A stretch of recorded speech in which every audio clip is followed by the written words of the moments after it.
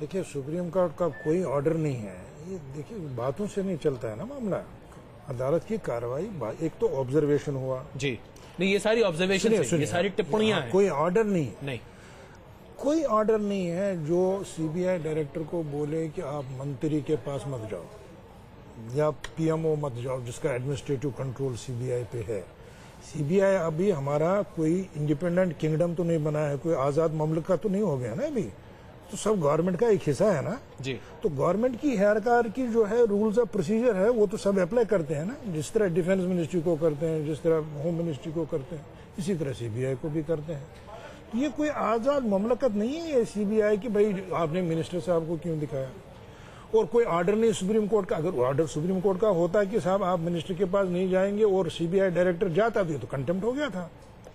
ऐसी बात तो नहीं है। नहीं, यहाँ कंटेम्प्ट ऑफ कोर्ट का कोई मसला फिलहाल नहीं है। ऑब्जर्वेशन एक गुड इंटेंशन थी कि साहब आप शेयर मत करिए ताकि इंडिपेंडेंट रहे इसकी इन्वेस्टिगेशन। बिल्कुल। अगर इंडिपेंडेंट इन्वेस्टिगेशन में कोई हर्फ आता है, कोई रिफ्लेक्शन हो रही है, कोई इंटरफेरेंस होती है, then Supreme Court will take a serious note. कि सरकार के आचरण के कारण देश केवल उपहास का पात्र नहीं बन रहा, देश की प्रतिष्ठा विश्व में गिर रही है। आज के बाद स्पीकर साहिबा अगर कोई मीटिंग बुलाएंगी तो ना तो हम स्पीकर की बुलाई गई मीटिंग में जाएंगे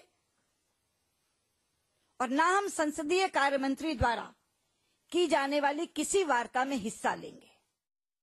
आज ये बहुत ही दुखद और खेद का विषय है कि सम्मानित नेता प्रतिपक्ष,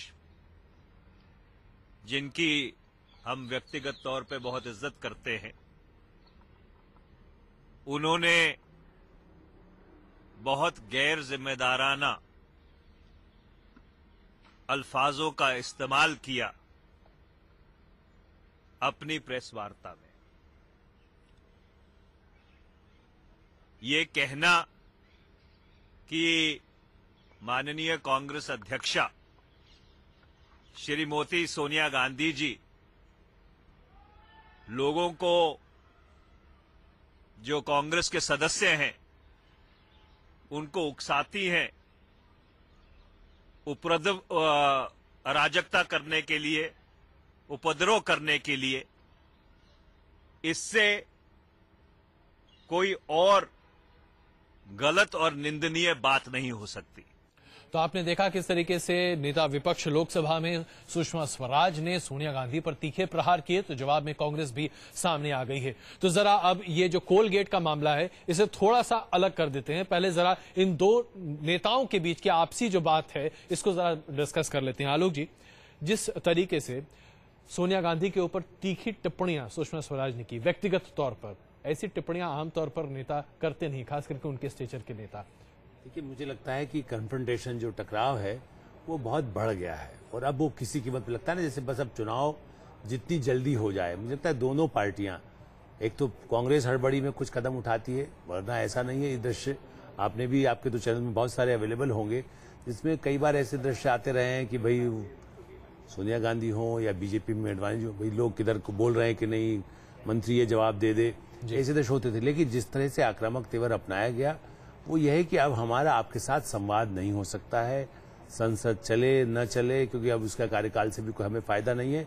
सरकार पंगु दिखाई दे, सरकार भ्रष्ट दिखाई दे, सरकार निकम्मी दिखाई दे, ये सिद्ध करने के लिए भारतीय जनता पार्टी और उसके सारे वरिष्ठ नेता पूरे इस तरह है कि आइए मैदान में चलिए और मुकाबला करिए। मुझे लगता है कि ये संकेत सुषमा जी ने आज दे दिया है।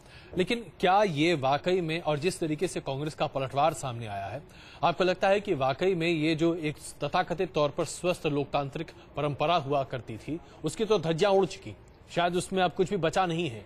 लेकिन इस तरीके से नेता अब एक दूसरे के आमने सामने आ जाएंगे तो फिर और कुछ बचेगा, वरना हम तो सीधे धरातल पर जाने की स्थिति में बैठते हुए दिखाई दे रहे हैं। ये आपकी बात बिल्कुल सही है कि जिस तरह से लोकतंत्र में एक बहस के जरिए, तथ्यों के जरिए, उन पर चर्चा के जरिए जो होना चाहिए, उसके बजाय केवल आरोप और लीपापोती, दो पक्ष यदि कहें तो मुझे लगता है कि वो कोशिश हो रही है। ये बहुत खतरनाक है। हम बराबर इस बात को मानते रहे हैं, सारे मीडिया में भी जो लोग अधिकांश मानते हैं कि इस पर 2 दिन यदि चर्चा होती, सुषमा जी भी, सोनिया जी भी वहां बैठती, प्रधानमंत्री भी बैठते, और प्रधानमंत्री कार्यालय के अधिकारियों ने क्या गड़बड़ किया नहीं किया, सुषमा जी की पार्टी, बीजेपी की पार्टी, समाजवादी पार्टी, सारी पार्टियां मिलकर के वो तथ्य सामने रख देते। तो देश को सारे तथ्य, हम क्या होता है कि कुछ कोर्ट में क्या दाखिल हुआ, सीबीआई ने क्या दिया, जेपीसी में क्या हो रहा है, इसके सारे तथ्य संसद में यदि पटल पर आ जाते तो देश के साथ न्याय होता। और केवल एक दूसरे को गाली देने से अगले चुनाव में दोनों की क्रेडिबिलिटी गड़बड़ हुई। बिल्कुल, क्योंकि लोगों को भी सही तथ्य नहीं मिल पा रहे हैं। टुकड़े टुकड़े में हम और आप यदि कुछ देते हैं तो जो टुकड़े में जो हमें मिलता है, आरटीआई भी आप लगाइए तो नहीं मालूम होगा कि प्रधानमंत्री कार्यालय में फलाना आदमी गया था या नहीं गया था, चाहे वो कोल घोटाला हो, चाहे 2G स्पेक्ट्रम हो। उसी तरह से पहले के भी गड़े मुर्दे यदि उखाड़ने की बात आती है, बीजेपी क्यों कन्फ्रंटेशन कर रही है कि दोनों मामलों में, चाहे वो कोयला मामला हो या 2G स्पेक्ट्रम हो, उनके भी कई लोग उसमें भी कहीं न कहीं उन पर भी बड़े गंभीर आरोप हैं। तो इस सबको उस पर भी पर्दा डालने के लिए भाजपा भी पूरी तरह से प्रतिबद्ध है। बिल्कुल, तो दोनों पार्टियां एक दूसरे के साथ ऐसा लगता है कि 2020 मैच खेलती हुई दिखाई दे रही हैं। लेकिन इस 2020 मैच में नुकसान सिर्फ हम लोगों का हो रहा है, यानी कि आम आदमी का। इस नए खुलासे के बाद विपक्ष के हमले के साथ ही मीडिया के सामने पार्टी और सरकार का बचाव करना कांग्रेस के लिए मुश्किल पड़ रहा है। ऐसे में जैसा कि अभी हमने आपको बताया, कांग्रेस की कोर कमेटी के बाद अभी तक यह तय नहीं हो पाया है कि कानून मंत्री अश्विनी कुमार बने रहेंगे या जाएंगे। इसके साथ साथ विपक्ष इस मांग पर भिड़ यह है कि प्रधानमंत्री मनमोहन सिंह को इस्तीफा दे देना चाहिए।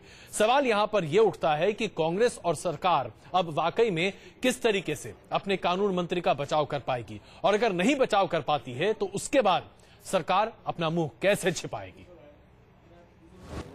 कोलगेट घोटाले में घिरी यूपीए सरकार की मुश्किलें लगातार बढ़ती ही जा रही। सुप्रीम कोर्ट ने जहां सीबीआई के स्टेटस रिपोर्ट और हलफनामे पर सरकार और सीबीआई दोनों को कड़ी फटकार लगाई, वहीं हरेन रावल के लेटर बम पर लोकसभा में हंगामा हो गया। विपक्ष ने हंगामा करते हुए प्रधानमंत्री और कानून मंत्री के इस्तीफे की मांग की है। अगर जरा भी लोक लज्जा बाकी है सरकार में तो तुरंत प्रधानमंत्री और कानून मंत्री को तुरंत इस्तीफा देना चाहिए।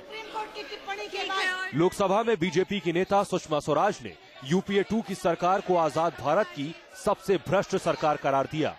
उन्होंने कहा कि ये सरकार घोटालों का रिकॉर्ड बना रही है। 15वीं लोकसभा की सरकार आजादी के बाद इस देश की सबसे भ्रष्ट सरकार है। अध्यक्ष जी, आप साक्षी हैं, आप साक्षी हैं। हर सत्र से पहले इस सरकार का एक नया घोटाला उजागर होता है और दूसरा घोटाला पहले का रिकॉर्ड तोड़ता है, तीसरा घोटाला दूसरे का रिकॉर्ड तोड़ता है। बीजेपी पीएम और कानून मंत्री के इस्तीफे की मांग पर अड़ी है, लेकिन सीपीएम ने इसे बीजेपी का ड्रामा बताया। सीपीएम नेता सीताराम येचुरी ने बीजेपी और कांग्रेस के बीच फिक्सिंग का आरोप लगाया। इस्तीफे से क्या हो रहा है? सवाल ये कि इस व्यवस्था को बदलना है। देखो, इस्तीफे की मांग करते रहिए और उसके चलते हुए सरकार को आप खुला छूट दे रहे हो, जो भी करना है वो करे जा रही है। ये एक किस्म की मैच फिक्सिंग हो रही है बीजेपी और कांग्रेस के बीच में। इस्तीफे के नाम पर संसद भी ना चले, ना स्पष्टीकरण हो उनकी, ना उसके ऊपर कोई बहस हो, ना संसद की राय हम कह पाए। तो ये बात जो हो रही है ये गलत है। सुप्रीम कोर्ट की तीखी टिप्पणी के बाद केंद्र सरकार के रणनीतिकार भी हरकत में आ गए। सोनिया गांधी के राजनीतिक सलाहकार अहमद पटेल ने मनमोहन सिंह से मुलाकात की। सरकार पर आए संकट को देखते हुए प्रधानमंत्री का कहना है कि वो सुप्रीम कोर्ट की टिप्पणी का अध्ययन कर रहे हैं और इसके बाद जरूरी कदम उठाएंगे। Honorable Prime Minister told just now that we are studying the judgment and on the basis of the judgment then we will come to the conclusion. That's what Prime Minister said. इस बीच कानून मंत्री अश्विनी कुमार ने भी प्रधानमंत्री से मुलाकात की। अब सवाल ये उठ रहा है कि क्या कानून मंत्री की कुर्सी जाएगी। अश्विनी कुमार से जब मीडिया ने कोर्ट की टिप्पणी पर प्रतिक्रिया मांगी तो उन्होंने कुछ भी बोलने से इनकार कर दिया। उधर कांग्रेस ने पीएम और कानून मंत्री के इस्तीफे की मांग को खारिज करते हुए कहा कि बीजेपी बेशर्मी की भाषा का इस्तेमाल कर रही है। अब उस भाषा में बोलने में मुझे शर्म आएगी और ये कोई नई बात नहीं है, वो कई दिन से कह रहे हैं। कांग्रेस भले ही जो कहे, लेकिन हमलावर बीजेपी सरकार को बख्शने के मूड में नहीं दिख रही और उसने साफ कर दिया है कि मांगे पूरी होने तक वो संसद नहीं चलने देगी। सुप्रीम कोर्ट की तल्ख टिप्पणी के बाद बीजेपी सरकार पर और सख्त हो गई है। प्रधानमंत्री और कानून मंत्री के इस्तीफे पर अड़ी बीजेपी के रुख से साफ लग रहा है संसद के मौजूदा सत्र का बचा दिन हंगामे की भेंट ही चढ़ने वाला है। वीडियो जर्नलिस्ट सत्या के साथ अमितेश सिंह, न्यूज नेशन, दिल्ली। तो एक तरह से देखा जाए तो सरकार के लिए अपने ही मंत्री को बचा पाना शायद आज भारी पड़ता हुआ दिखाई दे रहा है। आलोक जी, अश्विनी कुमार को जाना होगा, क्या लगता है आपको? देखिए, मुझे लगता है कि जाना होगा, लेकिन ये सही है कि वो चूंकि प्रधानमंत्री के बड़े विश्वसनीय भी माने जाते हैं, सही बात ये है जी। और यदि उन्होंने जो कुछ काम किया, यदि उनके हित में किया या प्रधानमंत्री कार्यालय के अधिकारियों के बचाव में किया, असली समस्या अजय जी ये है कि इस देश में ब्यूरोक्रेटिक फिर भी हावी है। लग ऐसा रहा है कि बचाव किसका हो रहा है, लेकिन बचाव सचमुच में उन अधिकारियों का भी हो रहा है जो इस भ्रष्टाचार में कहीं न कहीं लिप्त रहे या उन्होंने उसमें मदद की जी। ये सारा कांड इसलिए हुआ, इसलिए मुझे लगता है कि अश्विनी कुमार के लिए बचा पाना मुश्किल है या सरकार ही जाने की तैयारी करे। क्योंकि एक बात मैं कहना चाहूंगा कि सरकार भी बहुत दिनों से, सरकार मतलब पार्टी में एक बड़ा खेमा ये मानता था कि 5 विधानसभाओं के साथ ही यदि लोकसभा के चुनाव हो जाए तो ज्यादा बेहतर होगा। तो वो चाहे बीजेपी के मत्थे हो, चाहे कानून मंत्री के मत्थे हो, चाहे किसी ढंग से यदि ऐसी स्थिति बनती है तो शायद कांग्रेस भी अंदर से चुनाव को सोचेगी कि शायद पहले हो जाए तो भी बेहतर है।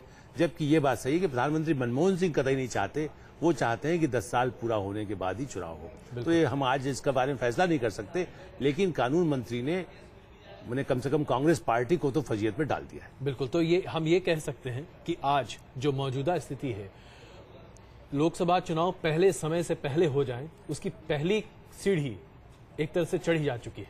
जी हाँ, मुझे लगता है कि उस तरफ आगे बढ़ रहे हैं और सुप्रीम कोर्ट यदि आने वाले दिनों में और अधिक तीखी टिप्पणी करे तो अश्विनी कुमार को तो जाना ही होगा। यानी कि 8 मई को जो कोर्ट में रिप्लाई फाइल करना है सीबीआई को, उसमें अगर ये बात स्पष्ट हो जाती है कि अश्विनी कुमार जो बतौर कानून मंत्री उन्होंने खुद ही इसमें वो बदलाव किए हैं जिनको उनके करने का शायद अधिकार नहीं था और सरकारी हस्तक्षेप साफ दिख जाए उसमें प्रत्यक्ष तौर पर, तो उसके बाद तो अश्विनी कुमार का जाना लगभग तय माना जा सकता है। उनका जाना तय हो सकता है और 10 मई को चूंकि लोकसभा का भी समाप्त हो रहा है जी, तो क्या हम लोग ये भी इसको अटकलें कहें, कर्नाटक के चुनाव के रिजल्ट भी आ जाएंगे, ऐसी स्थिति में क्या प्रधानमंत्री भी जाकर के ये कह सकते हैं कि भाई ठीक है हम चुनाव के लिए जा रहे हैं?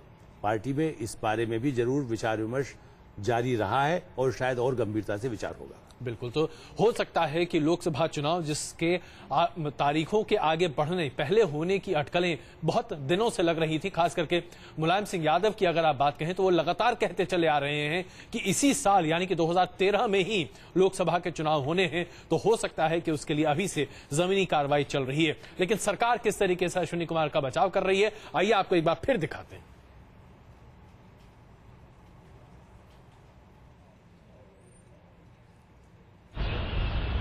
कोल ब्लॉक घोटाले में सरकार और सीबीआई की जुगलबंदी पर सुप्रीम कोर्ट ने गहरी नाराजगी जाहिर की है। कोलगेट मामले की सुनवाई कर रही सुप्रीम कोर्ट ने अपनी टिप्पणी में कहा कि सरकार के साथ जांच रिपोर्ट को साझा करके सीबीआई ने पूरी प्रक्रिया को धक्का पहुंचाया है। सुप्रीम कोर्ट की नाराजगी का अंदाजा इसी बात से लगाया जा सकता है कि कोर्ट ने साफ शब्दों में कहा कि उसका पहला काम सीबीआई को राजनीतिक दखल से मुक्त कराना है। सुप्रीम कोर्ट ने आज बहुत गहरा दुख और गुस्सा प्रकट किया कि ऐसा कैसे हुआ कि पिछले हियरिंग में सुप्रीम कोर्ट को ये इम्प्रेशन दिया गया और ये बोला गया कि स्टेटस रिपोर्ट जो कोर्ट में फाइल करी सीबीआई ने वो किसी को दिखाई नहीं गई, किसी मंत्री को या पॉलिटिकल एग्जीक्यूटिव में से किसी को दिखाई नहीं गई।